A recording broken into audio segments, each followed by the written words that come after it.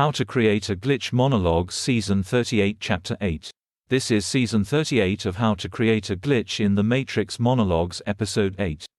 In this episode, we will be bringing together our discussion of decontextualization, as coupled with economic activity, and the multipolar tonic-dominant relationship. To return to Season 30 Episode 8, we talked about how economic activity, that is, the alienation of capital from labor, produces decontextualization as a reward for labor. That is to say, the person laboring for some capital achieves through the transmission of that experience into labor some decontextualization. Thus, the linking of economic activity to decontextualization occurs because the generation of orthogonal thought is restricted. Now, in this episode, I would like to start by indicating that a multipolar relationship, that is, beyond basic polarity, entails repeated meetings. As the dominant becomes the tonic and the tonic the dominant, we can understand that their emotional stable state is exchanged. In other words, as the tonic becomes the dominant, he or she loses his or her emotional stable state. There is by necessity some quantifiable shift in his or her emotional tension.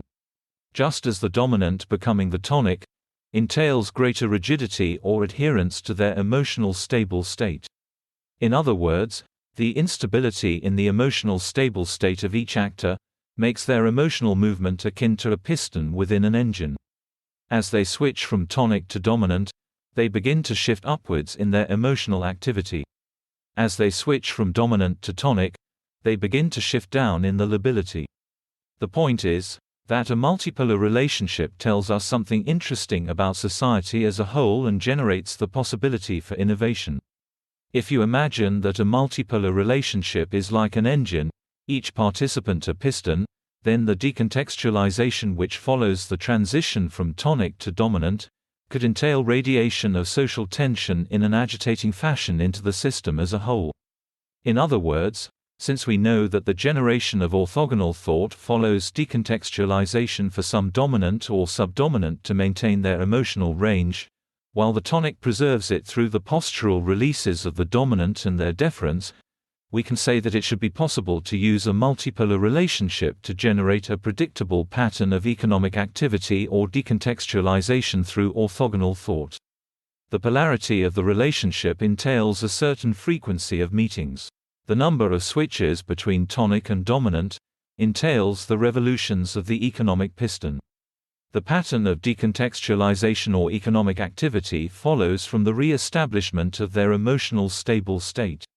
We can also point out that innovation, or creativity, follows from decontextualization, which means this emotional engine generates a predictable pattern of creative output as well.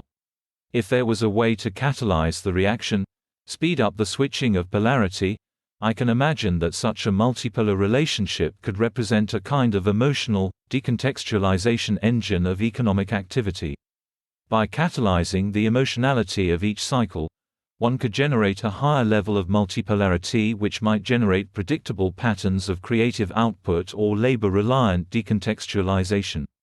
Finally, we can also indicate that if an exchange generates multiplicity, that is expression correlating to higher-level meanings, multiple channels, we can infer it is a multipolar relationship, with a certain level of contact frequency.